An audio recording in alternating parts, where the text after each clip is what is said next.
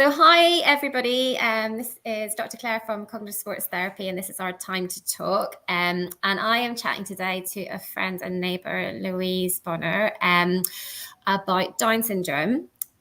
Because it was World Down Syndrome Day on Monday, the 21st of March, and Louise's youngest son, Leo, who is just over 1, has Down syndrome. And as a community, I think, you said you spoke to Neris, and there's been kind of a few of us doing kind of fundraising, but we're Leo's community. So I think that's really important, isn't it? We've been kind of trying to raise awareness of Down syndrome, and I guess just get the conversation out there. Just before we came on, Louise was talking about trying to get rid of some of the older ideas I think that we still hold on to with Down syndrome, and maybe trying to progress that a little bit and be and the big message I think that comes across and positive about Down syndrome is about being more inclusive, and thinking about ways that we can be inclusive. So I don't know, Louise before this sent me 2 lovely emails. I'm going to say, Louise, I did cry about your experience, and I wondered if we could kind of talk about that a little bit to start off with, because I think one of the big things I think about your experience is that you didn't know that Leo had Down syndrome until 4 weeks plus after he was born. So I didn't know when I was pregnant. So our chance of having a baby with Down syndrome was 1,700. So we'd never ever expected when I was pregnant. I had a couple of extra scans as well. Nothing was picked up on the scans. Yeah. We were discharged from hospital. Everything was perceived to be fine. And it was when it was a 4-week check that we had with the health visitor for Leo to have a weigh-in. I was struggling to feed him, and he was very sleepy. But to be honest, I have three young children. I thought he was just sleepy. He was used to lots of noise. I didn't really pick up on anything. And at the 4-week check, the health visitor said, "You need to go to the GP." She didn't say anything, but she said that at the time she did know he had Down syndrome, but she wasn't qualified to say. So she said, "You need to go to the GP." And that was quite a negative experience for me, because at the GP, she was very abrupt, and she just said, he's got a heart murmur, and I think he's got Down syndrome. And it literally was like that. So it took me by complete surprise. She said, "You need to go to A&E now." So we went to A&E. And to be honest, I didn't believe it at first. I thought, "Oh no, Leo looks like my eldest son. There's no way he's got Down syndrome. I don't believe you." Yeah.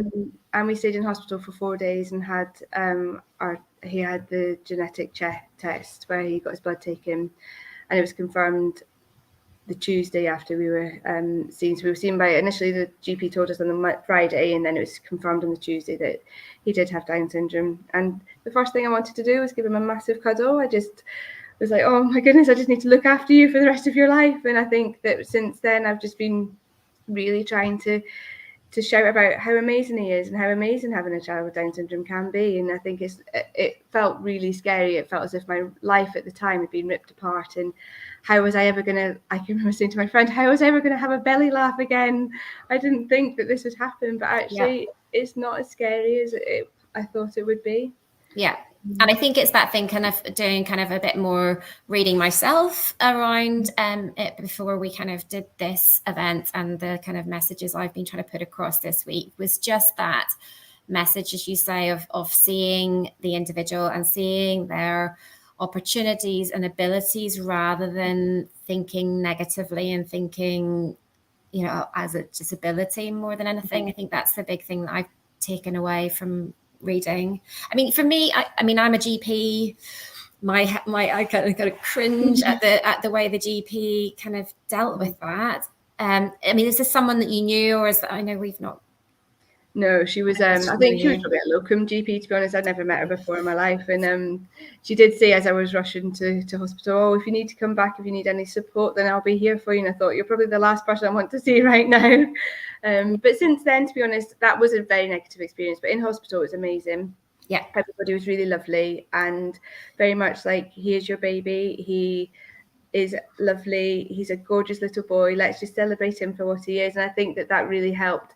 And then one of the big turning points for me was finding Positive About Down Syndrome, Fahad's website. So what happened there was I joined it. They sent me a message. They said, when you're ready, don't feel you have to, but to tell us a story, tell us your story, introduce your baby. We love seeing baby pictures.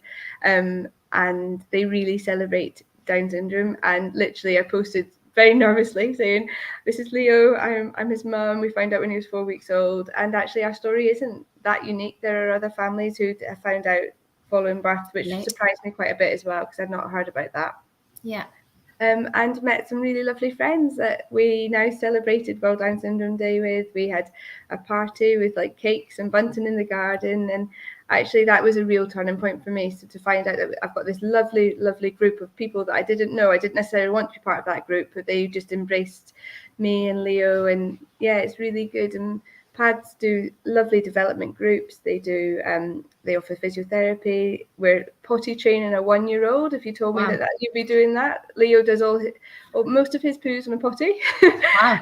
But because of the PADS give over, so I think that this is like a real success story. And yeah, I was on a webinar last night about teaching Leo to read from a young age, and it's really trying to make sure that he keeps up with his peers. And I think that that's just what it's about. Like with the right support, he hopefully can thrive and he can do well.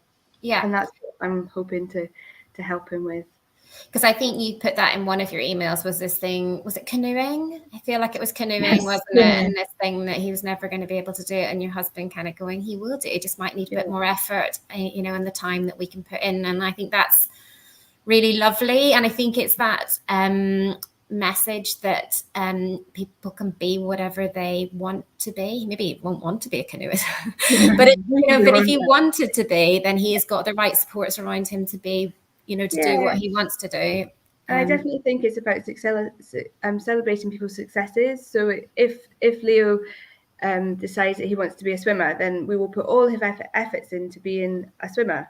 And one of the stories I think I said in my email was that when Leo had a heart check, so he was seeing a consultant because he was born also with a hole in his heart. And the consultant said to me, I said to her at 9 weeks old, I said, is it okay for me to take Leo swimming? She said, yes, but you do realise he won't be able to swim on his own. He'll never be able to swim on his own. And I thought, I'm not convinced about that.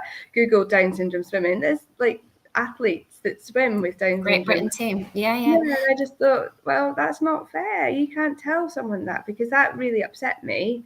But then made me more determined as well that Leo will go back and teach her that he can swim when he's older, if that's what he wants to do. But it will be a bit more effort for him. It'll be a bit more effort for us. But if that's what he wants to do, we need to celebrate his abilities. Yeah.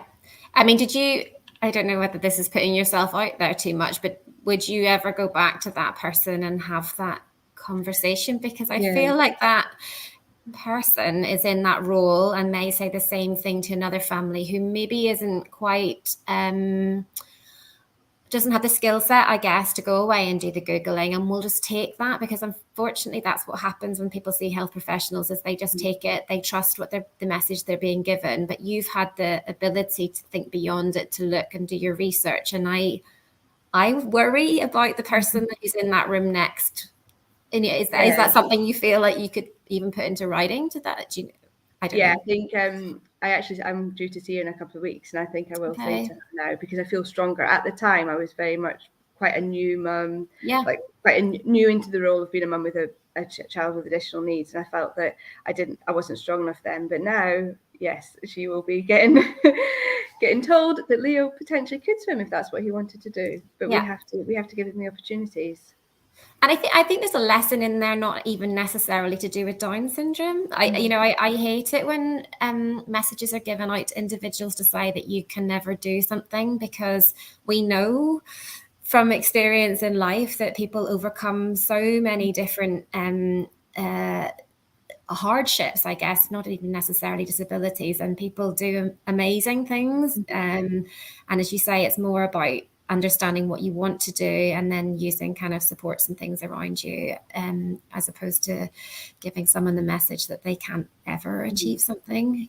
That's something for everyone. And I think what your first email, actually, I think you talked a little bit about, our expectations as parents and as mothers for our children, and what our idea of success is. And, you know, your message, I think, at the end of that was, you know, well, actually, it's more about our children, what we want for all of them. Doesn't really matter about Down syndrome at all, does it? We want them to be happy and healthy and you know, be kind individuals. And that's like a human message as opposed to necessarily being about Down syndrome, which is amazing. Yeah, I think you want your children to be kind and be happy and to be nice people. And I think before Leo, then I probably would have said, oh, I want them to have a good career and I want them to do this and that. And actually, no, stripping it back, ultimately, I actually do want them to be kind and happy and nice people. And that's for all of them. Yeah. And I would also like them, all three of them, to have a good career. And for that might not be, for Leo, might not be an academic career, but I would like him to have a career of some description and to be successful in whatever he wants to do. Yeah. And that's the same for the other two. So I think it's very much about celebrating what he can do. Yeah. And what about his siblings? How are they accepting? Are you getting just normal kind of sibling rivalry because there's a third? As a mum of three, I appreciate. So Leo's really chilled out. He's a really smiley, and I really do, it feels really bad because that is the perception of babies with Down syndrome, that they're really smiley, and Leo's smiling all the time. So he is unfortunately, fortunately, setting that trend. But no, they're lovely with him, and they really celebrate his successes. So if he's down on his tummy and he's really trying to crawl, so we put his bum up and move his hands, and they'll be cheering him on and clapping him. And sometimes they get a little bit too hands-on, so they'll push him along the floor. So once he's been on his tummy and he started at one side of the kitchen and ended up at the other because they were saying that they were helping him crawl in. But he just laughs. He just thinks it's hysterical, and I just think that that's really lovely. And they don't see any different. Good. So we went to see a friend who has a baby with Down syndrome, and she's got a tube, an NG tube in her nose. And I said to my eldest son, I said, just to let you know that we're going to see a baby and she's got a tube in her nose. Like, if you want to ask questions, please ask questions, but don't stare. Like, it's rude to stare and don't point. Yeah. But it's fine to ask questions. And he said, well, why don't we just say hi and then I can go play? And I just thought, you know what, that's perfect. That's absolutely perfect. That's fine. That's all I want. But if you do need to ask questions, then that's fine. And I think that's one thing that I would say for people in general as well. If they want to ask me questions or ask someone else questions about Leo, then, or about someone with a disability or Down syndrome, then just ask questions, but don't stare. Yeah. And it's okay to ask questions, and it's okay, especially for children, to notice differences. But yeah, it's fine. But sometimes I think it's, if you don't ask questions, that's when the trouble might start. Yeah, because I think it's helpful for children to understand. And, you know, when Leo is in school, at school age, for children around him to kind of understand Leo. And I guess through PADS as well, you're probably meeting families with siblings as well. And that's probably going to be really helpful for them as Leo grows up as well, to have other siblings that they can kind of talk to.